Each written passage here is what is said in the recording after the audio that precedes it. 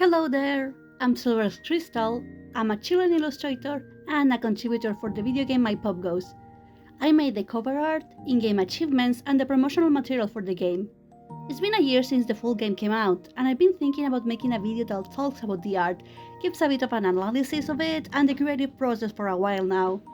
I apologize for my accent. English is not my main language, and I really wanted to make this video in Spanish since I don't know how many people will be interested in something like that. If I do see interest, I could potentially redub this later on, who knows.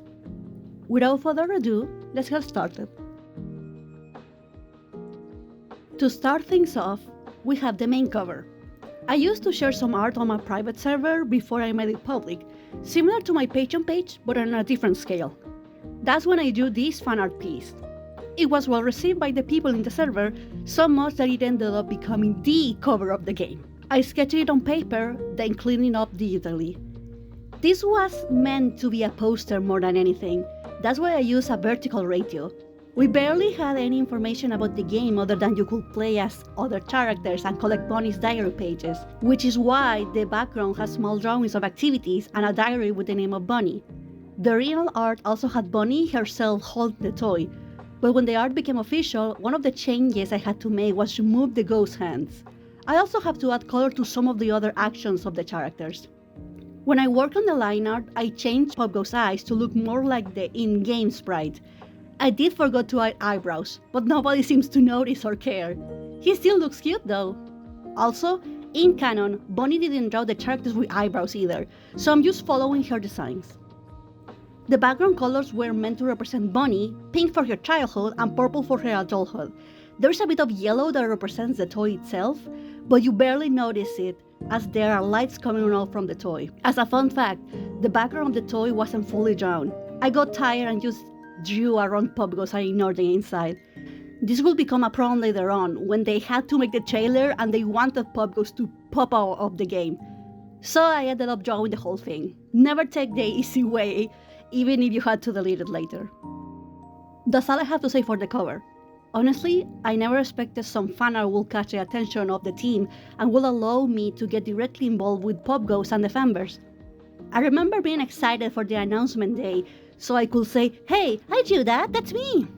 And I didn't stop there, because I will later be contacted to work on the biggest contribution I made for the game, the achievements. Something very important about the achievements is the art style they have. They have to match the style of the game, while still being unique and clear when they pop up in the corner of your screen. While there are achievements with a lot of detail, most games choose to do a minimalistic style, and that's what Kane wanted too. He had a clear idea of what he wanted, a minimalistic yet cute style, with POPGOES performing an action related to the achievement, using 3 colors max. He shared a few examples like Dream Fortress 2 achievements, so my first task was to find the colors and sort out the type of art style for them. This is quite a fun thing to do when you work with somebody else. You are trying to get the vision of the other person has, so you both have to work together, creating, fixing, tweaking until you both are content with what you created. Kane was clear with what he wanted and helped guide me to reach that exact vision. And while we were doing that, I would come up with ideas he didn't consider, but ones he didn't dislike either. On my first few attempts, I wanted to follow the color theme from the cover: purple, pink, and yellow, or maybe even blue instead of purple, to match Bonnie's colors. But Kane didn't approve that. He wanted something with more contrast between the colors, not have all 3 of them be softer colors. He wanted the achievements to follow a theme, and that was POPGOES performing actions. We ended up with light green, dark green, and yellow. I drew every achievement in sets, leaving the most tedious ones for last. They didn't take long to make, but between other obligations I had and the feedback I needed for each achievement, not everything had the same amount of time dedicated to it. I divided the sets as follows: the main campaign, challenge, minigames, completion, and endings. And this is the order I made them. I'm going to present them as they are shown in the game. This is not the order I originally made them. Also, I drew multiple proposals for the team to choose from, so there is a lot of unpack here. The first 5 achievements are self-explanatory. They are actions you do during the main campaign: dancing, drinking, cooking. managing all of them at once, and finally reaching 6 p.m. One of my original proposals was having POPGOES being hungry and cooking a pizza. As cute as it was, it didn't represent everything you had to do in gameplay. There was an attempt to include the bars and make them decrease with each achievement to show progression, but it was discarded due to show failure more than progression. The hardest one to make were It All Pass and Piece of Cake. Day 1 had musical notes, and I had to make sure they look like musical notes, which contrasted a bit with my messy style. You're a natural. Day 2 was straight up a reference to the Blake one I drew on the cover. Originally, I wanted POPGOES to be laying on a wall, but it looked off. He doesn't do that in the game. I told you. Day 3 was one of my first sketches, and I'm so happy it ended up being picked. The idea of a POV, you are the pizza, was cute, but oh god, it was challenging to make that oven symmetrical. Symmetry, my enemy. Day 4 had this silhouette of POPGOES running around. If I made the silhouette straight up dark, it would take off most of the image and POPGOES wouldn't be visible, so I had to find a way to make it translucent without adding a fourth color. Day 5 only issue was how much confetti we had to use on it, and once we set on it, we had to change the way of the clock worked. Now, we enter the specific achievement territory, where each achievement is meant to represent the challenge you just went through. This was the last set I worked on. Sticky situation. I literally drew the same thing 5 times for this one. I shared the one I did for the proposal too, but the third sketch ended up being picked, which I have no complaints about. By this point in time, I already understood the art style, so once their sketch was selected, I just had to share it once when it was done. By that point, I was receiving very little to no notes on changing things. Fire in the hole. One of the new achievements, because players have been finding 2 of the challenge too difficult or unfair. So this achievement and boss kill were made months after the other achievements. By this point, I stick with having 4 proposal sketches. These were quite fun, a bit comedic, and we ended up with picking the table one since it made more sense. But oh boy, it was tricky to make it look right. The table didn't look like a table. If I add the tablecloth, it looked like a box, so I had to adjust the table and tablecloth size, and then tweak the colors that were clashing with each other. This one had a bunch of tweaks. I was a bit rusty at this point. Bite size. This was a tricky one. How do you express that something is small with the cutesy art style? With this one, the more attempts I made, the more I grasped the concept. The 4th and 5th sketches were my favorites. POPGOES looked so distressed in those, but the magnifying glass left things clear for the achievement. Boss kill. The other new achievement. I had no idea how to show this without making POPGOES look like he was consuming pills he found on the floor. The second one was chosen, and it went quite well. However, just like the other new achievement, I had to tweak it a bunch of times before it looked good. Gut feeling. God, I had so much fun with gut feeling. It's a weird concept to illustrate. You can see I'm just messing around at first, nail it on the 4th sketch, and then use the 5th one to have 5 different examples. Remind me to revisit the This Is Fun sketch one day? I had forgotten about that until I'm making this video. This is the very first set of achievements I did. It helped me get the hang of things, helped me learn how to make this, and how to get more fluid feedback after all the trial and error from this period. I even had to come back to these achievements at the end of everything to update the style to match the others. Shoal waters. We already have issues with this one. How do you represent fishing without making it too complex? Luckily for me, the second option was also my favorite, and working on it was awesome. I think this was the first achievement that was shared on the POPGOES Twitter account, and it was amazing to see people's reaction to it. Food chain. You can see me recycling ideas yet again to save those sketches. I really like the one we ended up with, especially when I was told to add a floor. It adds some depth to it. At long last. Lone POPGOES going for his pizza, as simple as that. To be honest, my favorite sketch was the second one. It was one of the first proposals I doodled, but the team chose the very last one.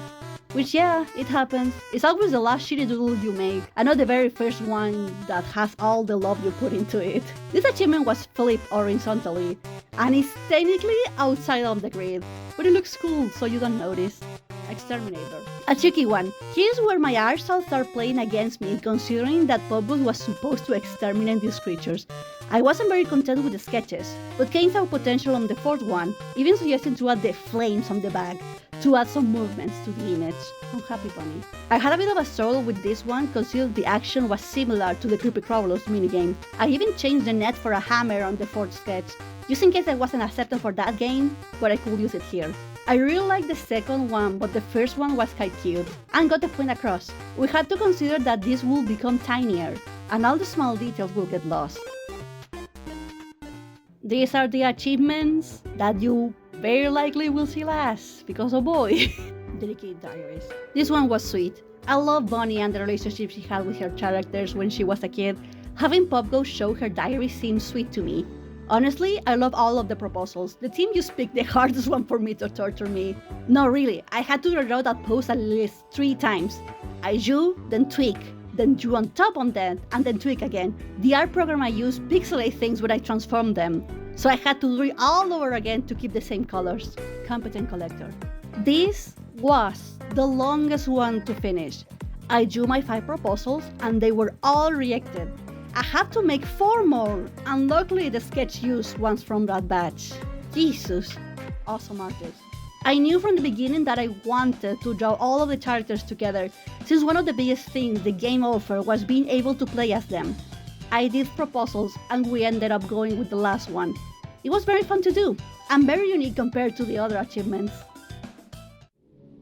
Here's where we have a few complications.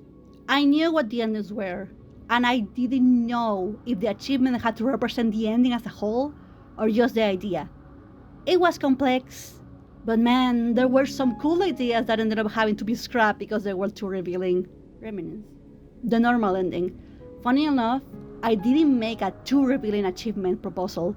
I went straight to the box and Pop was interacting with it, pushing it away, checking what is inside of it, leaning on it, etc. I like the one we ended up going with. Also, before they were all turned into golden achievements, they were the same green as the other achievements. Happy birthday. The complete ending, where a birthday party from the 80s can be seen with the unwithered animatronics from Freddy's. I tried a few things, but none of them really convinced me. Pop was doing his poster pose, and Pop was performing with Bonnie and Chica as he's taking the place of Freddy. When I was told to not make the achievement straight up spoilers, I went to the simple route to draw him holding the toy, as he should have all the collectibles by playing with the game. They're all cute, and I'm happy with the one we ended up doing. I firmly remember being told by somebody, make sure the toy looks like the toy. And it was like, yeah, don't worry, it's just a sketch. False memories. No, we talk about the achievements containing spoilers from the ending. And this one was big. It was straight up POPGOES interacting with the toy mask. At first, all of them. Then I moved between him and Toy Bonnie, since those two are connected in some way. As cool as they look, they were too spoilery. I believe we will have to pick one of the bottom ones, since the first two had too many details. Then we moved to the ambiguous shapes, and I got it on the first try, but I still had to fill up spaces with the other 2 sketches.